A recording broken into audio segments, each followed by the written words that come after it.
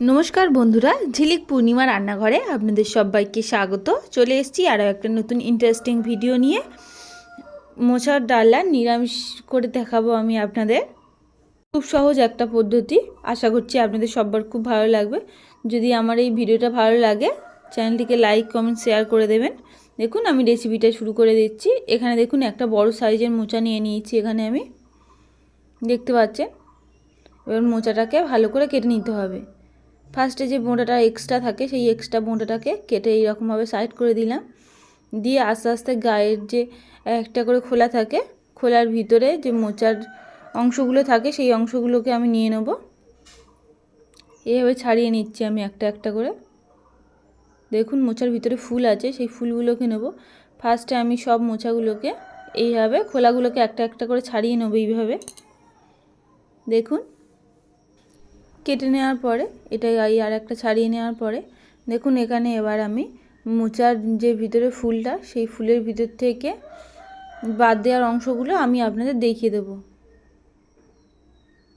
এই একটা শক্ত মতন অংশ থাকে সেটাও ফেলে দিতে হবে, আর এটাও ফেলে দিতে হবে। দিয়ে ভালো করে এরকম একটা একটা করে সবগুলো ফুল থেকে একটা একটা করে ছাড়িয়ে নিতে হবে। সব ফুলের ভিতরে দেখবেন এইরকম একটা একটা করে আছে, সেগুলো ছাড়িয়ে ফেলে দিচ্ছি আমি ফার্স্টে।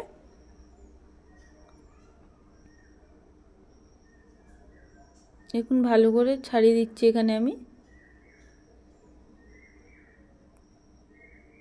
ছাড়িয়ে দেওয়ার পরে এবার ছোট ছোট করে আমি এখানে কুচে দেব। দিয়ে এখানে এবার আমি জলের মধ্যে দিয়ে দেব। খুব ছোট ছোট করেই কাটতে হবে এইটাকে। এইভাবে ছোট ছোট করে কুচে নিচ্ছি আমি এখানে।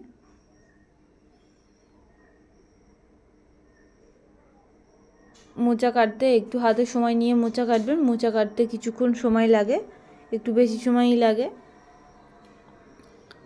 এই রেসিপিটা খুব একটা সহজ একটা রেসিপি, নিরামিষ রেসিপি। আপনারা বাড়িতে ট্রাই করতে পারেন। আশা করছি আপনাদের সবার খুব ভালো লাগবে ভিডিওটা। রান্নাটা করলে আপনারা অন্য রান্না খেতেই ইচ্ছা করবে না। একে একে সব মোচাগুলোরই আমি ফুলগুলো থেকে ওই বাদ দেওয়া অংশগুলো বাদ করে নেব। দেখুন এখানে আমার কাটা হয়ে গেছে, মোচা থেকে এই সাদা অংশটা বার হয়ে গেছে। এইভাবে কেটে নেওয়ার পরে দেখতে পাচ্ছেন এরকম ছোট ছোট করে কেটে নেওয়ার পরে মোচার যে সাদা অংশগুলো সেই আর সাদা অংশটাকে বার করে নিয়েছি। নিয়ে এবারে এই মোচাটাকে আমি আস্তে আস্তে কেটে নেব। দেখুন এইভাবে লম্বা লম্বা করে কেটে নেব।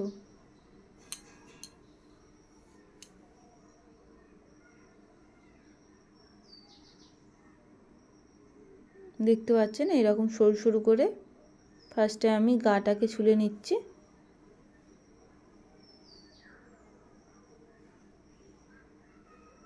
নিয়ে মোচাটাকে ভালো করে ছোট ছোট করে কেটে নেব এখানে আমি।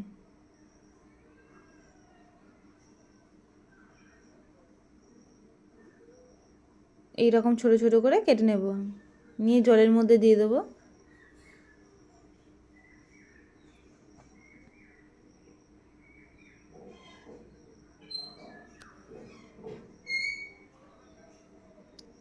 দেখুন আবারও ছোট ছোট করে কেটে নিচ্ছি এখানে আমি।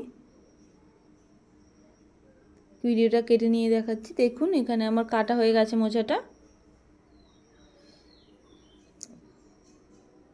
ভালো করে কাটা হয়ে গেছে। এখানে আমি আলুটাকেও কেটে নিয়েছি। দেখতে পাচ্ছেন এখানে আমি 3টে আলু নিয়েছি, বড় বড় সাইজের 3টে আলু কেটে ছোট ছোট পিস করে দেখতে পাচ্ছেন রেখে দিয়েছি এখানে আমি। এবার কড়াইতে গরম জল বসিয়ে দেব। গরম জল বসিয়ে গরম জলের ভিতর হলুদ দিয়ে দেবো। দিয়ে এটা জলটা একটু হালকা গরম হয়ে গেলে মোচাটা আমি সিদ্ধ বসিয়ে দেবো এখানে আমি।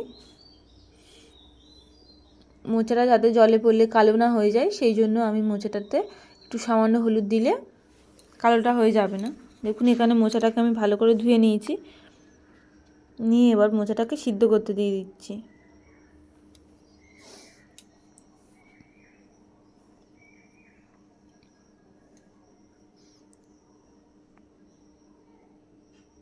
মোচাটাকে সিদ্ধ করে নেওয়া হচ্ছে এখানে।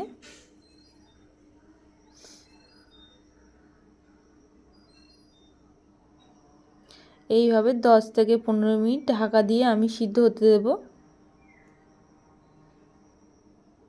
এখানে ঢাকা দিয়ে 10 থেকে 15 মিনিট মতন এইভাবেই সিদ্ধ হতে দেব।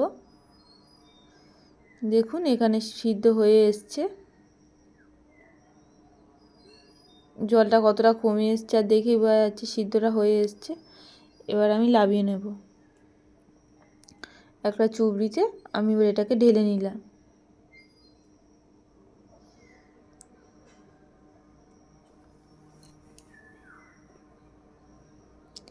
ঢেলে নেওয়ার পরে কড়াইটা ভালো করে পরিষ্কার করে কড়াইতে তেল দিয়ে দিচ্ছি, সর্ষের তেল।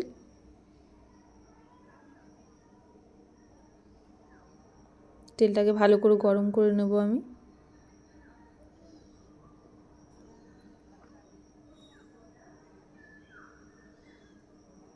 ভালো করে গরম করে নিচ্ছি এখানে আমি। কড়াটা গরম হয়ে গেছে, এবার আমি আলুগুলোকে দিয়ে দেবো। আলু কেটে রেখেছিলাম সেই ছোটো ছোটো আলুগুলোকে দিয়ে দিচ্ছি এখানে আমি।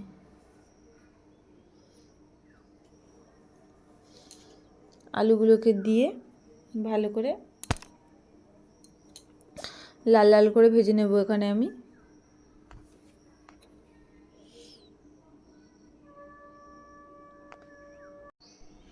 এখানে এবার আলুটাকে ভালো করে লাল লাল করে ভাজা হয়ে এসছে, আর সামান্য ভেজে নেব।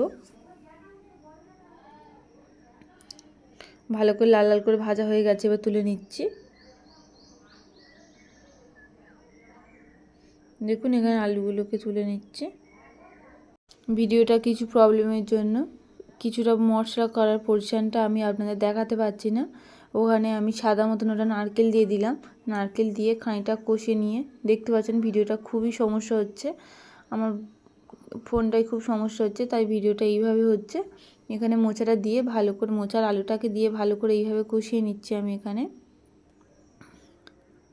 কষিয়ে নিয়ে আবারও কিছুক্ষণ ধরে ভালো করে কষিয়ে নিচ্ছি। এখানে ওইখানে তেলের ওপরে আপনারা আদা দিয়ে দেবেন, প্রথমে তেজপাতা শুকনো লঙ্কা দিয়ে, তার উপর আদা জিরে বাটা দিয়ে, টমেটো কুচিটা দিয়ে ভালো করে হলুদ লঙ্কার গুঁড়ো নুন দিয়ে ধনে গুঁড়ো জিরের গুঁড়ো দিয়ে মশলাটাকে ভালো করে কষিয়ে নিয়ে তারপরে ছোলা দিয়ে দেবেন, তারপর নারকেল দিয়ে দেবেন, দিয়ে এইভাবে করবেন। আপনাদের আশা করছি ভিডিওটা খুব প্রবলেম হবে না।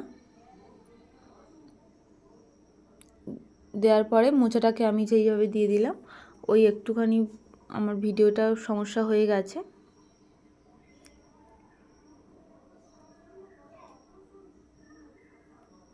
এবারে মোচাটাকে হয়ে যাওয়ার পরে এবার আমি একটু জল দিয়ে দিলাম। জল দিয়ে খানিকটা এবার মাখা মাখা করে নিতে হবে। জল দেওয়ার ভিতরে দেখুন এখানে ফুটে উঠেছে জল দেওয়ার পরে।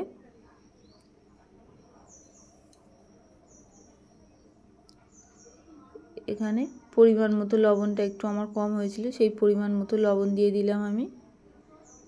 দিয়ে কিছুক্ষণ ঢাকা দিয়ে রাখবো।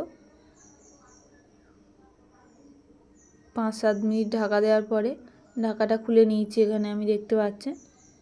দিয়ে এবারে কিছুভাবে নেড়ে দিচ্ছি, এইভাবে কিছুক্ষণ ধরে এইভাবে নাড়িয়ে দিচ্ছি এখানে আমি। দিয়ে আবারও 5 মিনিট মতন ঢাকা দিয়ে রেখে দেবো। ঢাকা দেওয়ার পরে ঢাকাটা খুলে নিয়েছি। দেখুন এইখানে আমার রেডি হয়ে এসছে, আর সামান্য জল আছে, এই জলটাকে ভালো করে শুকনো করে নিতে হবে।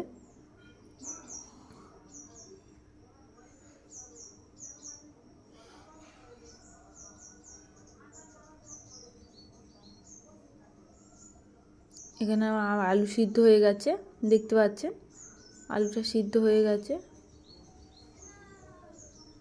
আলুটা সিদ্ধ হয়ে যাওয়ার পরে এখানে আমি গরম মশলা বেটে নেব। গরম মশলা বাটার জন্য শিলটাকে ফার্স্টে ধুয়ে নিয়েছি, নিয়ে দেখতে পাচ্ছেন এখানে আমি এলাচ লবঙ্গ দারচিনি নিয়ে নিয়েছি, নিয়ে ভালো করে শিলে বেটে নিয়েছি। আর সেটাকে আমি এবারে তরকারির মধ্যে দিয়ে দিলাম। নিরামিষ তরকারি গরম মশলা সেন্টটা খুব দুর্দান্ত লাগে। দেওয়ার পরে এবার উপর থেকে আমি ঘি ছড়িয়ে দেব। 2-3 চামচ মতন ঘি দিয়ে দিতে হবে। আপনারা যদি ঘিটা না পছন্দ করেন ঘিটা না দিলেও অসুবিধা নেই, এমনিতেই তরকারি খুব টেস্ট হবে।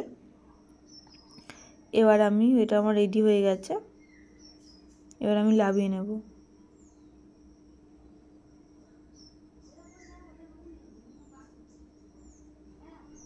এইভাবে তুলে নিচ্ছি, দেখুন এইভাবে তুলে নিচ্ছি এখানে আমি। আশা করছি আপনাদের এই ভিডিওটা ভালো লাগে। যদি আমার এই ভিডিওটা ভালো লাগে চ্যানেলটিকে লাইক কমেন্ট শেয়ার সাবস্ক্রাইব করে দেবেন। ততক্ষণ আমরা সুস্থ থাকবেন, ভালো থাকবেন, সবাইকে ভালো রাখবেন। নমস্কার।